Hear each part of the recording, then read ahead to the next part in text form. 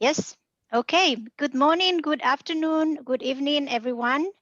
My name is Loli Arribas, and I'm the practice manager for the global unit in the Social Protection and Jobs Global Practice at the World Bank. I want to start by welcoming everyone to the closing session of the Global Learning event organized by the Partnership for Economic Inclusion team. And this session has been titled Future Directions for Economic Inclusion and Global Partnership. What a week this has been, really packed with so many interesting sessions. I don't know you, but I had a hard time picking from all the parallel sessions. The good news is that all of them have been recorded, so I invite you all to visit the PEI website to watch those that you have missed, because they were really packed with incredible panelists and a lot of interesting messages. Before we start today's session, I just want to remind everyone of a few housekeeping messages. First is that interpretation is available in English, Spanish, French, and Arabic. And you can click on the globe icon at the bottom of your screen and select the language that you would like to use. Everyone must select the language, even if you choose English as the default. If you're having connection issues, please let us know through the chat box, and the IT team will be happy to assist you. If you only want to see the person speaking and the moderator, you can change your Zoom view by going to the top right of your screen, and you can click on the three dots and choose the speaker view. And finally, if you have any information, articles, research, or anything really that you want to share that is relevant to our topic of discussion, you can email us at PEIMT@worldbank.org. That's PEIMT@worldbank.org. So with that out of the way, let me introduce the panelists for this last session. And I hope I got the pronunciation of your names correctly. Our first panelist is going to be Mr. Desmond Duametu. He's the Productive Inclusion Specialist for the Ghana Productive Safety Net Project in Ghana. Mr. Duametu, welcome. We have Mrs. Benish Fatimah Sahi, Chief Executive Officer of the Punjab Social Protection Authority in Pakistan. Mrs. Sahi, welcome. And we have Mr. William Abrams, President of Trickle and also Advisory Council member of the PEI. Welcome as well. And then finally, we will have Mr. Colin Andrews, who is the Program Manager for the Partnership for Economic Inclusion and the manager of the team responsible for the organization of this wonderful event. Before turning to the panelists, I was asked to share with you my own 5 key takeaways from the past week. And I have to say that there were so many important messages that it was really hard to pick just 5. So I want to frame mine around the question, why economic inclusion and why now? Particularly when fiscal constraints are forcing governments to face important trade-offs as to how to best use their limited fiscal resources. So one of the key answers to this question that we heard throughout the week is that economic inclusion programs can be, and in fact they have been, critical interventions to address the impact of the COVID crisis. The last few days have highlighted the significant body of evidence that shows that economic inclusion policies and programs are important instruments to address the negative impact of the crisis. And this is true both for the significant number of new poor, around 150 million estimated, but also to address the coping mechanisms of the existing poor, which, as we know, include things such as reducing consumption, taking expensive credits, selling productive assets, dropping from school, dropping visits to health centers, etc. And all of these has an important impact on the 3 human capital dimensions, which is my second key message. The second key message is, for me, is that economic inclusion interventions can restore and have restored negative impacts of the crisis on human capital protection, accumulation, and use, and can also move the needle in supporting women's empowerment and supporting women's access to economic opportunities.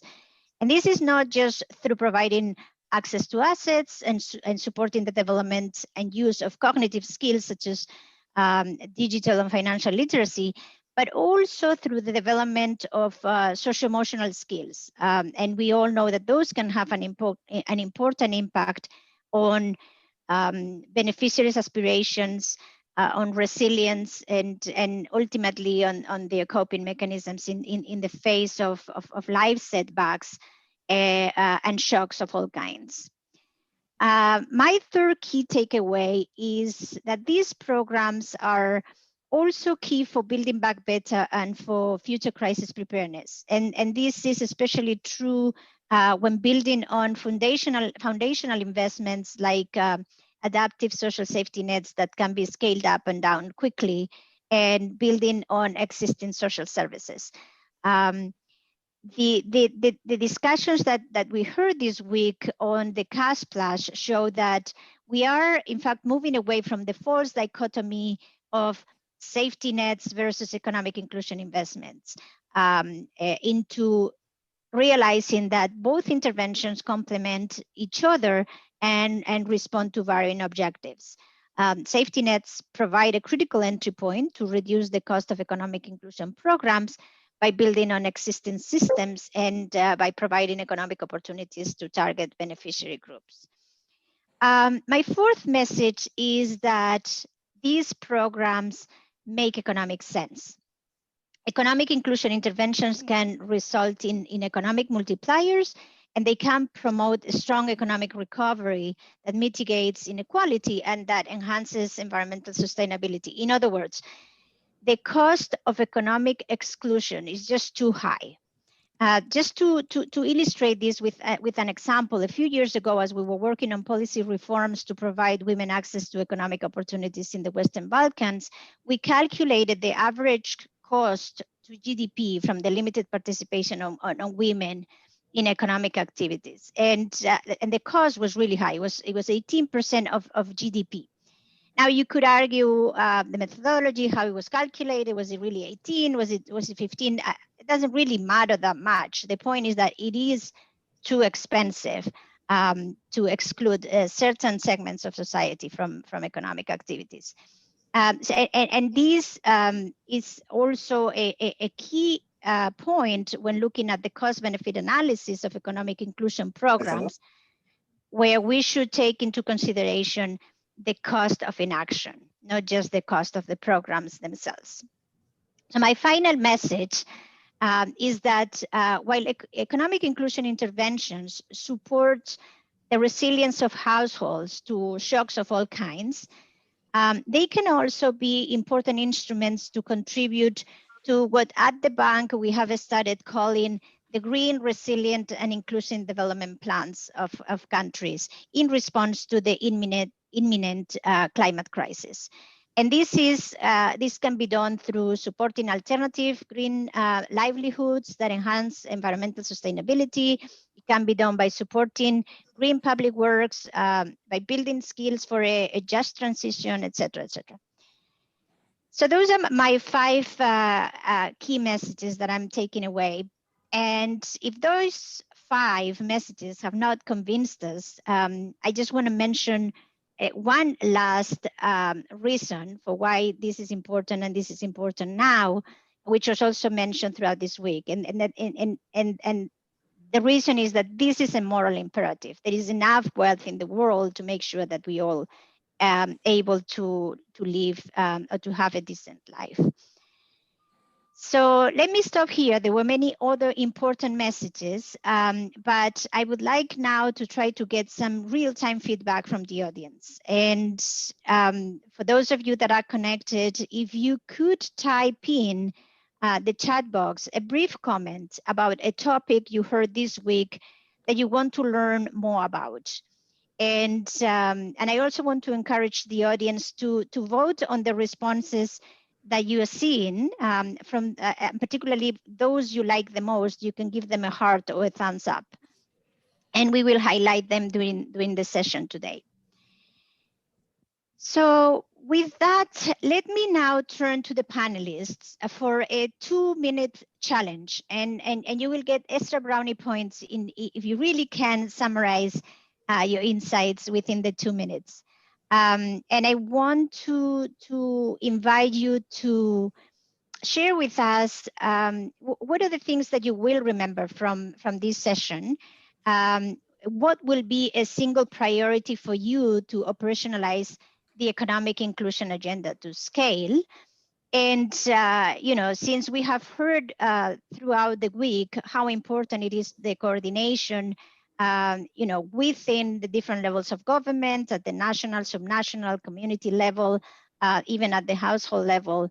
But also it's important to coordinate as a development community. So where do you think we can come together as a community of global and country experts to shape learning going forward? So let me start with Mr. Desmond Duametu. Over to you. Thank you very much, Loli. Hi, good afternoon and good morning to from participation in this session has really been very insightful, and this couldn't have happened at a better time for us in Ghana, especially so because we are at the point of scaling up from a pilot that we did under the GSOP project, and we have scaled up into GPSNP. And we are going away with a lot of lessons from this forum. For instance, the whole argument about the importance of research and evidence thereof, and how this goes to influence policy and would, as it were, unleash government budget for productive of economic inclusion. Also important for us as a takeaway is the emphasis on the community ownership and strong community involvement. It is something that we have started off with in Ghana, and I think that this only what the discussions that have taken place over the last 3 days has only reinforced our resolve that we need strong community ownership, community involvement, and participation, because this has implications for cost. And just to share the Ghanaian case with you, we tried to customize our economic inclusion programs by relying on local resource persons to invest in this local resource persons or trainers or coaches, so to speak. And that has impacted positively in the programs that we have done in the past. And it's something that we want to carry along with us as we go to scale. We also find it important from the discussion that it is always good for you to go progressively. I mean, there is this whole quest for moving to scale. But what this forum has brought home to us is that we shouldn't be in a hurry. We should make sure that the government systems and government architecture has what it takes to absorb what new we are bringing in terms of the search. Another point that I want to touch on as one of our key takeaways is what the discussion that took place today around the subject of the urban economic inclusion programs. For us in Ghana, thankfully, we are just at the point of moving into the urban area. So we think that the discussions and the point that was made that we should not adapt rural models for urban areas. It's something that we find very striking and very insightful, and would want to go away from this meeting with that knowledge and that new insight, which would guide our design for our urban model, because there's a huge cry in Ghana that we move productive inclusion or economic inclusion from the rural setting into the urban setting. In terms of what I'd like to see going forward, we all know that there's some limits on government resources, especially in the wake of COVID. So I look forward to an opportunity to regroup around the subject of harnessing other non-government funding to push the frontiers of economic inclusion. And here I'm looking at the foundations, the huge foundations around the world. I'm also looking at how we can get funding from private sector, and more especially from the various trust funds that are all around us. I also look forward to what we can do to manage operation costs. We optimize resource utilization, which would make productive. I have been able to deal with this within 2 minutes. I'd want to stop here.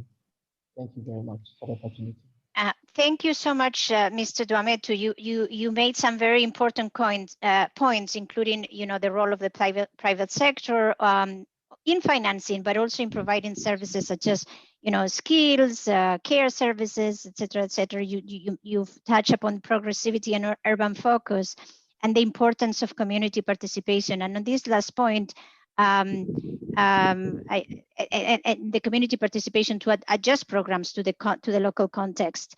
And this is a point that came loud and clear also when the designing programs to empower women and to make sure that they are included in the design of those programs. So let me just mention that we have a fourth panelist, Mrs. Dianne Calvi, CEO from Village Enterprise, that will be joining us this morning, and I didn't introduce her at the beginning. But let me now turn over to Mrs. Benish Fatimah Sahi for her insights on the 3 questions that I posed at the beginning. Over to you, Mrs. Sahi. Thank you very much, Loli. I think this event could not have come to a less opportune time for PSPA, Punjab Social Protection Authority, as at this moment in time, we are rolling out our own economic inclusion component of World Bank funded supported program, a project, which is called Punjab Human Capital Investment Project, which it is the largest project of its own kind, and this has been designed for the 11 poorest districts of the Punjab. We are going to pilot this, but it will definitely be scaled up. And this, the learning that we have got from this event will definitely be very helpful for us in doing that scale up. We're also designing another program which is specifically focused for the economic inclusion of rural women in Punjab. A key takeout for us is the importance of keeping balance between business and household chores for the rural women. A panelist yesterday talked about how they see the assistance given as assistance provided to the household, to the whole family, not just to an individual. So we will definitely like to assimilate that in our programming paradigm. Pakistan boasts of many successful community-based development models, from Korangi Pilot Project to Aga Khan Rural Support Program. It was great learning experience to see how so many economic inclusion initiatives, for example, Haku Vinay in Peru, have leveraged community networks and mechanisms to achieve the program's goals. We will be closely studying these initiatives to see how we can adapt them to our context. Then how a thorough market assessment at local level is pivotal for designing economic inclusion programs, and the need to avoid market distortions and study value chain in detail were very instructive parts of the event for me. This event has introduced us to the evidence base built by Partnership of Economic Inclusion. I think that will be very useful for us to study what other programs have achieved and what should we be expecting from our own program. Besides this evidence base, the importance of political economy, institutional arrangement, and flexibility in scaling up highlighted in this event were something that we will be working on to pave the way for scaling up of our intervention. Lastly, I would appreciate the organizers for organizing this wonderful learning event. And now we have a community, we know now where to look for assistance, guidance, and help in case we need any assistance for scaling up of our own economic inclusion programs here in Pakistan. Thank you very much. Thank you very much, Mrs. Sahi. Let me turn now to Mr. William Abrams. Previous speakers have touched upon the importance of evidence, importance of taking into consideration political economy and the context in which these programs need to be implemented, the importance of interinstitutional coordination, If you could touch upon also a little bit on the importance of the coordination from development partners as well. Please, over to you, Mr. Abrams. Thank you. Yeah, I want to talk about knowledge. Now, in our opening session on Tuesday, Abhijit Banerjee urged us to start with excitement. So I have to say, 3 days later, I am more excited than ever about the accomplishments and the potential for economic inclusion. Now, to Abhijit's challenge, I want to add this maxim: knowledge is power, share it. Trickle Up has been involved in the global graduation effort, now known as economic inclusion, from its early days, about 15 years ago. Back then, the questions we were asking ourselves were, how could graduation be adapted to a diverse set of contexts, 10 countries and 10 different implementers? How could we build evidence to demonstrate its effectiveness? Could we form a cohesive, sustainable community of practice, including implementers, researchers, funders, governments, and others? And for me, the most important question: can we change a prevailing mindset that held that those at the very bottom of the ladder, indeed those who didn't even have a toehold on the ladder, had real potential to move forward, and that we have a moral duty to leave no one behind? So I'm pleased to say that over the past 15 years, our community has made great strides on addressing these questions. And as we've certainly heard during the Global Learning event, we are now digging into an expanded set of questions, including how do we operationalize scale? How do we win support from governments, multilaterals, and large funders? How does economic inclusion pair with social protection? How do we lower the absolute cost of delivery and build a stronger cost-benefit case? How do we use technology to increase impact and lower costs? How do we understand the psychosocial dimensions of poverty? And how do we recognize and remediate unintended negative consequences? I don't know about you, but there's been so much wonderful information in the past 3 days, but it's a little bit overwhelming. And the question for us now is, how do we convert all this excitement, all this curiosity, and all of this knowledge into action? 2 recommendations. 1, we need to create a dynamic system for organizing and sharing our knowledge, especially the practical knowledge that will help us design and continuously improve economic inclusion programs. The work that PEI has done to publish the State of Economic Inclusion report and to organize this terrific global learning event is great, and it's important. But we also need to find new ways to widely share our knowledge in a very timely and actionable way. Second, this event will expand our global community of practice, and I hope we can invest more resources in building this network, governments, practitioners, researchers, funders, and others who are passionate about the shared goal of ending extreme poverty in our lifetimes. Thanks to PEI and to all of you for being part of this. And thanks to you, Mr. Abrams, for your very insightful remarks and important questions, some of which are still to be answered through this knowledge that you've emphasized that we need to make sure that it is shared. So let me now turn to Ms. Dianne Calvi, CEO for Village Enterprise. And I'm not sure if you were connected when we started the discussion, but the 2 questions that we had posed to the panelists were, what will you remember?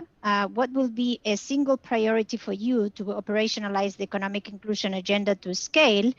And where do you think that we can come together as a community of global and country experts to shape the learning going forward? Over to you. Thank you. Well, this event has been an extraordinary 3 days for me. And like Bill said earlier about Abhijit Banerjee's initial comment on what we should focus on, I felt similarly that we really should focus on the excitement that these programs really work, and that they are indeed transforming the lives of millions of people. And for me, that really set the stage for the entire event. So when I think of my 3 takeaways, they're in that context of that really inspirational opening. And I'd like to frame my 3 takeaways in looking back, looking where we are today, and where we're headed as a community of practice. When I look back over my 11 years as CEO of Village Enterprise, I've been fortunate to participate in many of these events and have worked with so many participants on building the evidence, implementing economic inclusion programs in Africa, and now working with governments to scale up. And one of my key takeaways from this event is how much progress has already been made in building a strong evidence base, in developing new innovations and scaling these programs through governments. And that's primarily because of the strong partnerships that have been developed between researchers, NGOs, the private sector, policymakers, and governments. And those partnerships, I believe, are really going to be driving the scale up going forward. So when I reflect on where we are today, my key takeaway is how important it is for all of us to continue this very open exchange of information, data, best practices, and learnings. I learned so much over the past few days about government programs that are already working, like the Jewel program in Zambia with its explicit focus on girls and women's empowerment, and how that explicit focus has had a transformational impact on women and girls, and how they continue to iterate and innovate throughout the rollout to continue to increase their impact. I learned from other governments, the Ethiopian government, the Nigerian government, and as we at Village Enterprise start to work with the government of Kenya on the CASEP project, we will incorporate and build upon those learnings. I also learned from others on their thoughts about evidence gaps, which will help us continue to refine our own research agenda and will allow us to reach out to partners to develop joint research projects. So I feel that this cross-learning and partnership will really drive our ability to operationalize the agenda to scale. And looking forward, I came away feeling very excited about the ways that innovations in programming, especially around digital technology, will help us make these economic inclusions more cost-effective and will be critical for scale. I was encouraged by the desire of governments to develop new policy frameworks that will include economic inclusion and the emerging new evidence that will allow us to accelerate the scale up these programs through governments and help us realize our collective vision of a world free of extreme poverty. And just in closing, I think if we continue to stay focused on that vision and we continue to collaborate to achieve that vision, we will be successful. So thank you so much for allowing me to reflect on this incredible conference that you've put on. So thank you. Thank you very much. And I'm told that there is yet another person that wants to come in to share their insights. We have Mr., I hope I don't destroy the name, but Abdallah, Regional Director of the Comoros Social Nets Project, Social Safety Nets Project, which is representing Comoros. And he will be speaking in French, so if you need to switch to translation, that's you can do that as well. Over to you, Mr. Abdallah. Merci, Madame, de m'avoir passé la parole. Je me nomme Abdallah, oui, je suis directeur d'un projet régional des projets filets sociaux, un projet financé par la Banque mondiale. Un projet financé par la Banque mondiale. Donc, si je résume ce que j'ai appris par rapport à ces 3 jours d'échange et d'expérience et de formation, donc je peux noter que à travers les différentes présentations qui ont été faites, on a appris pas mal de choses puisqu'on est en train de développer un projet ou sinon de réaliser, de mettre en œuvre un projet qui est similaire à d'autres projets qui ont été présentés, notamment je peux citer le projet du Niger, de la Tanzanie, de l'Éthiopie, dont d'ailleurs notre premier programme s'est inspiré beaucoup plus sur des modèles d'Éthiopie. Maintenant, ça s'inspire beaucoup plus des modèles de Madagascar et beaucoup plus de Niger. Donc, je peux dire qu'on a appris beaucoup de choses sur ça, notamment sur les mesures d'accompagnement, sur l'autonomisation beaucoup plus de la femme, sur l'implication en quelque sorte de la femme sur le développement et qu'on a noté beaucoup plus que le projet d'inclusion économique peut aller dans des projets, en tout cas de développement d'un pays. On a vu que l'expérience a été faite déjà beaucoup plus en Afrique.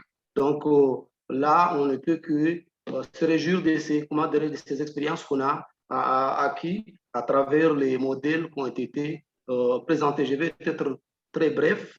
Donc, je peux peut-être je vais m'arrêter en disant que ces programmes, c'est-à-dire ces genres de partage, doivent être en tout cas multipliés pour qu'on puisse justement, comment dirais-je, s'inspirer beaucoup plus des programmes des uns et des autres pour pouvoir développer des programmes d'inclusion économique qui vont contribuer à développer nos pays puisqu'on a vu en expérience que c'est possible. Merci. Merci beaucoup. Merci beaucoup, Monsieur Abdallah, pour partager votre expérience dans les Comoros. And now, let me turn to Colin, the manager of the Partnership for Economic Inclusion. Colin, as you have heard from the previous panelists, there is a strong interest in keeping this community of practice active, in keeping filling the gaps, the evidence gaps that have been, I guess, identified over the last week, and particularly the gaps on the evidence from government programs. Continue studying the impact and the design of urban interventions, which is kind of a newer area for many of the participants, and to continue share knowledge and learning. So let me pass on the mic to you to see how you plan to address this in the future. What are your key takeaways, and what are the opportunities for the Partnership for Economic Inclusion going forward? Over to you, Colin. Thanks so much, Loli. Thank you, everybody. I mean, so many of the points that the previous participants raised really resonated, I think, with me and with the wider team. One of our big hopes, one of our big objectives for this 3 days was really to promote this idea of a community of practice, really to move forward the thoughts of peer-to-peer exchange, learning from different countries, and understanding the direct experiences and first-hand country experiences on the ground.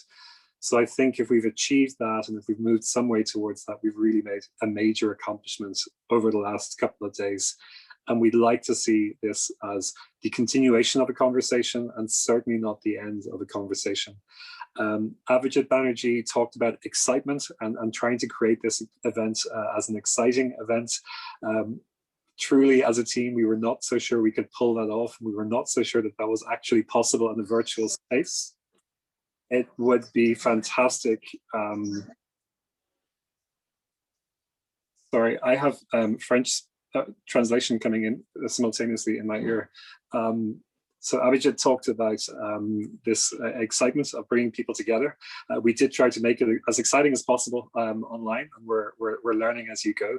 Nothing beats coming together in person, but we hope that we have done a good job of trying to be adaptive in this agenda over the last couple of days. One other thing we did try to do is to avoid too many PowerPoints. So with my apologies, I'm just going to put up 3 or 4 slides to convey the idea of how we think we can move on this, how we think we can maintain the momentum, and how we look forward to collaborating as we go forward. Just before that, to note a couple of things. All of the sessions will be made available from the last number of days. We know that there are some difficult choices to make in terms of prioritizing different sessions, but this information will be available to you. We'll have a report on the whole event, and we'll also have an evaluation coming out in the next number of days for those of you who want. For those of you who want course accreditation, who have been in this session over the last 3 days, please email us. We're happy to provide that. We're validating who has participated in different sessions and happy to provide you with course accreditation. Let me just go through 3 or 4 slides, really with a forward-looking perspective, really with the idea that the event doesn't end here. And let me talk a little bit more about PEI. The next slide, please. As you know, PEI is a global partnership. We are focused on the scale of supporting economic inclusion programs. And some people asked during the week, well, what's the outlook? What will PEI do after this event? So the slide here conveys just a few ideas, and let's look at the left-hand side and the far right-hand side. As we mentioned, we are a new partnership. During our foundational year of work over the last 2 years. We have been doing a lot of support for our country engagement efforts, building on technical foundations in terms of the SCI reports and the PEI data portal, and also trying to ground this as a partnership experience amongst a diverse range of different actors. Where we hope to get to in the next 5 years is really mainstreaming this agenda of economic inclusion at the country level, really trying to understand the adaptation of scaled up government-led interventions, which involve a whole community of practitioners. We'd like to see PEI moving in this direction of being a center for excellence and information exchange, starting off and continuing our collaborations with this community of practice. And we would hope that PEI can make a contribution in terms of partnership coherence across a space that is sometimes really fragmented and very complicated, as we heard in many of our parallel and plenary sessions. How do we get there? We have a number of medium-term priorities, and we'll talk you through a couple of things to take a look out for as we get through the next number of months and as we move through the next year. We will be working much more on our expansion of our country engagement supports, our innovation and learning hub work, as well as knowledge exchange and public goods, really keeping in mind some of these issues that Bill raised in the last segment. How do we make this exchange more tacit, more instantaneous, and how do we follow up? And then finally, really trying to improve the ecosystem and alliance building, a winning coalition of actors in terms of this economic inclusion space. If you can bear with me just for a couple of more minutes, let me just run through a few slides to tell you how we might get there. On the next slide, we focus on our cross-cutting themes. These were the themes that we had coming into this event. And I think this event will reshape some of the priorities that we're taking out and that we're seeing as we go forward into our work plan.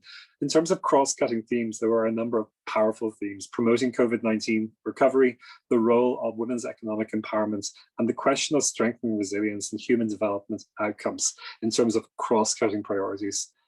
In terms of some of these themes that are on our radar screen now, what evidence and costs really comes into play. And there was a lot of right sizing of this debate as the discussions moved forward and getting our expectations straight in terms of the medium and the longer term agenda.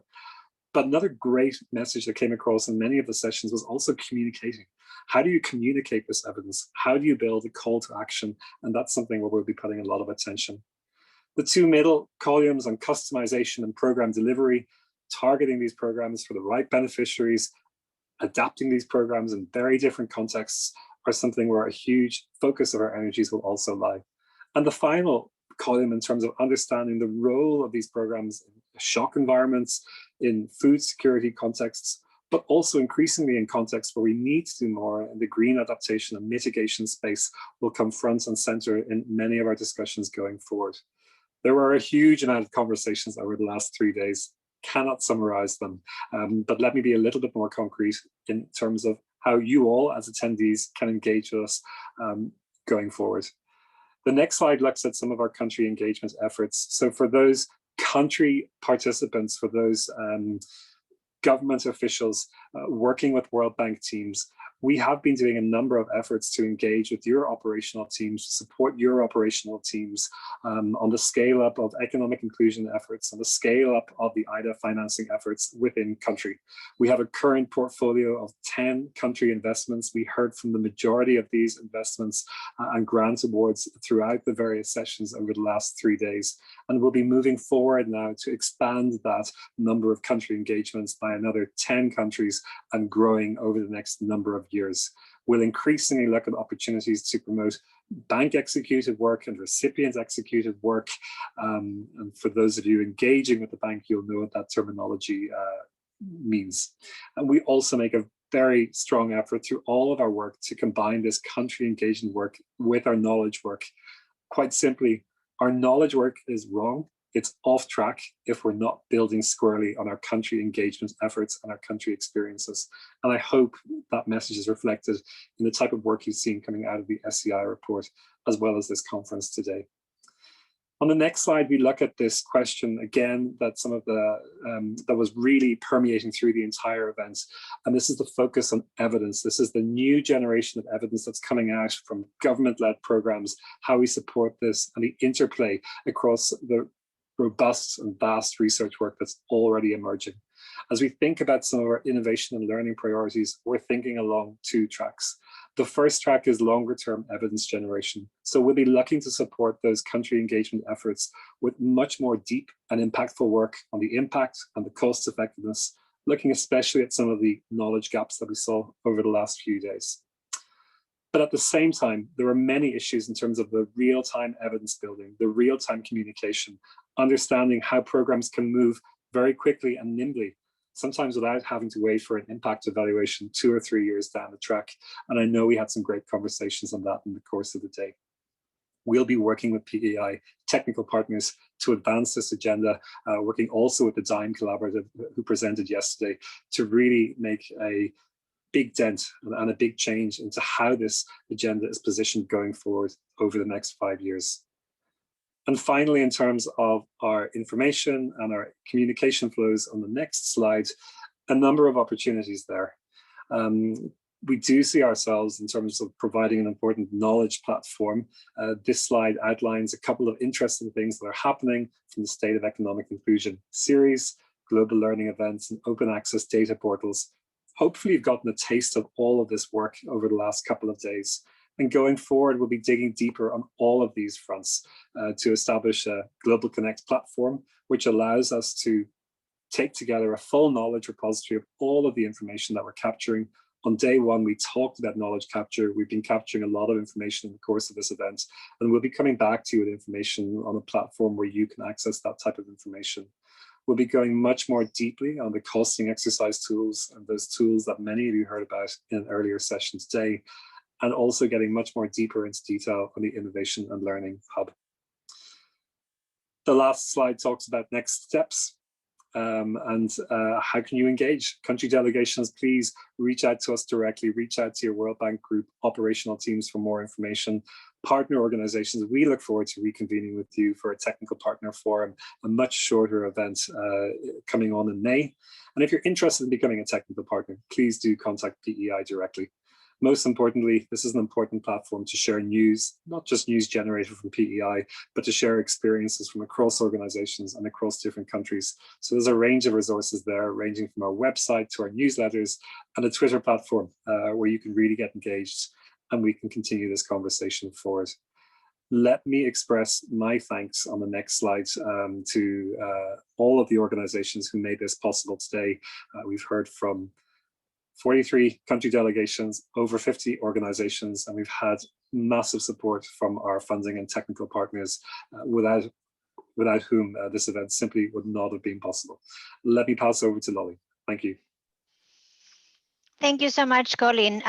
That's certainly a very important agenda, and it touches upon the many issues that have been surfaced over the last week. And also on the evidence that had been uncovered by the State of Economic Inclusion report that was recently published. So let me now turn to Sundas, who is monitoring the chat box, to see if she'd like to give us any highlight of what's been happening there for those of us that have not been able to follow it in detail. Sundas, over to you. Thank you, Loli. Thank you so much. Our chat box is absolutely exploding, and it seems our participants are really excited about all the learnings they have accumulated in the past few days and today. We'll just go over a few because we're also closing the session soon. So Maggie Vanley and Barbara Jackson emphasized on the importance of evidence and data for successful program implementation. They said that they have learned that the evidence that economically programs have a positive impact on the well-being of poor and extremely poor households is promising, and they should use this learning forward in their program implementation. Then we had Jackie, who emphasized the importance of partnership, especially with local NGOs. And she said that we have learned that the diversity we see in program design and implementation should match the diversity of the partners that are used to implement the program. So she took away that the importance of NGO programs and pilots to test different combinations of program elements in operational research, especially for government scale-up programs, is really, really important. And then finally, I will put across a message from Ralph from GIZ, and they're one of PI's partner organizations. And he emphasized, and quite truly, that economic inclusion programs are not static at all. A cookie cutter approach won't work for all. So he said and emphasized on learning the nuts and bolts of scaling while being impactful for different subgroups by using differential approaches, and which is also very important for cost efficiency. Thank you so much. Loli, back to you. Thank you. Thank you so much for sharing everything that has been going on the chat. I kept seeing all the messages coming up, but of course I couldn't look at them in detail. I'm actually amazed that we have still 161 participants connected, and I think Colin was discussing before the fact that we would have loved to have this in person, but there are some advantages also of having these adaptive interventions or adaptive learning events, because it allowed the opportunity for other people that might not have been able to join us in person to be able to join us from all parts of the world. So there's a silver line to most everything's in life. So with this, we would like to hear from the audience as well. You will see 2 questions on your screen. Take a moment to let us know how you have enjoyed this session. This is an anonymous poll, and the results will not be displayed. So basically, it's just about giving us feedback on how we can make these events more useful to you all in the future. You will be receiving an invitation from us on Friday to evaluate the Global Learning event, and we will really appreciate if you could provide us with your reviews. And with this, before we conclude this 3-day Global Learning event packed with so many interesting sessions, I just want to give the floor to Colin one last time for his last remarks. And before we close. Colin, over to you.